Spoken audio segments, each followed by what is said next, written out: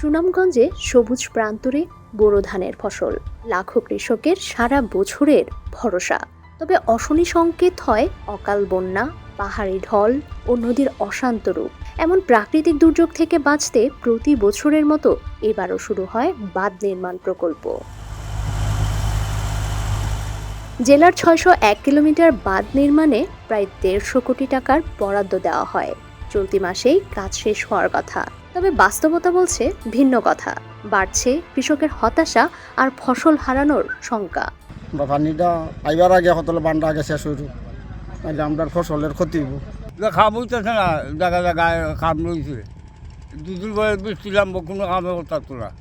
যদি আগাম পানি আসে তাহলে তো অনেক দুর্ভোগ পোষাতে হবে, আরও কষ্ট হয়ে যাবে। যারা বাঁধ নির্মাণ করতেছেন তাদের জন্য কষ্ট হয়ে যাবে, ঝুঁকিপূর্ণ হয়ে যাবে।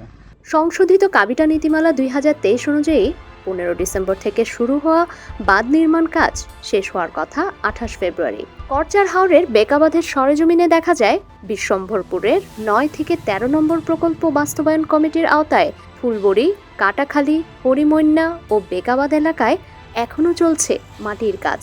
ড্রেসিং ওই এক সাইড রয়েছে আর এক সাইড বাকি রয়েছে, বাকি অনেক দিন যাইতে পারে, দুগরা লাগাই নিয়ে বা আরও বিভিন্ন কাজ মনে পানি টানি দেওয়া অনেক সময় যাইতে পারে। মারি ফেলায় কাজ শেষ করে বড় দুর্বা লাগাইতে হইব।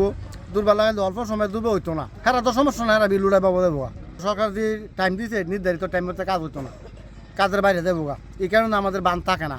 ক্লোজারগুলোতে বাঁশের আইর, দুর্মুজ ও ঘাস লাগানোর কাজ এখনো শুরুই হয়নি।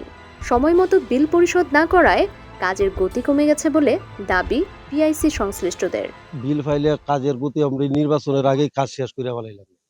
বিল না ভাবাতে ওই টেকাদারও তো সবের টাকা দেয় না, ওই টাকা খুঁজতে খুঁজতে ওই কাজের আর কমে যাইতেছে। ২১ ফেব্রুয়ারি শনিবার পর্যন্ত তথ্য বলছে প্রকল্পের ৭২% কাজ শেষ হয়েছে, এখনো বাকি ৩২%-এর কাজ। হাওর আন্দোলনের নেতাদের অভিযোগ, পিআইসি পদ্ধতিকে ব্যর্থ প্রমাণ করতেই পরিকল্পিতভাবে বিল প্রদানে বিলম্ব করা হচ্ছে।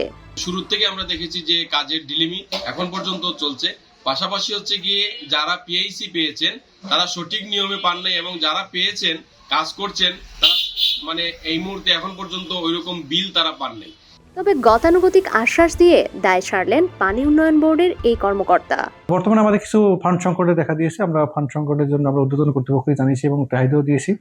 যদি টাকাটা চলে আসে তাহলে আমরা আশা করতেছি যে আমাদের যে ২৮ ফেব্রুয়ারির ভিতর সেটা আমরা কাজ শেষ করতে পারবো। ইভেন টাকা ফান্ড না আসলেও সমস্যা নাই, কারণ সেক্ষেত্রে আমাদের যে পিএসসি গণ আছেন তারা সকলেই অভিজ্ঞ এবং তারা এই কাজ যথাসময়ে শেষ করার জন্য তৎপর রয়েছেন। কৃষকের হাড় ভাঙা খাটুনি, অভাব আর সংকটের লড়াই শেষে জমির বুক চিরে আসে সোনালী ফসল। ফসল ঘরে তোলার সময় ফসল হারানোর এই দুশ্চিন্তা আর দেখতে চায় না হাওরবাসী। ডেস্ক রিপোর্ট, সমকাল।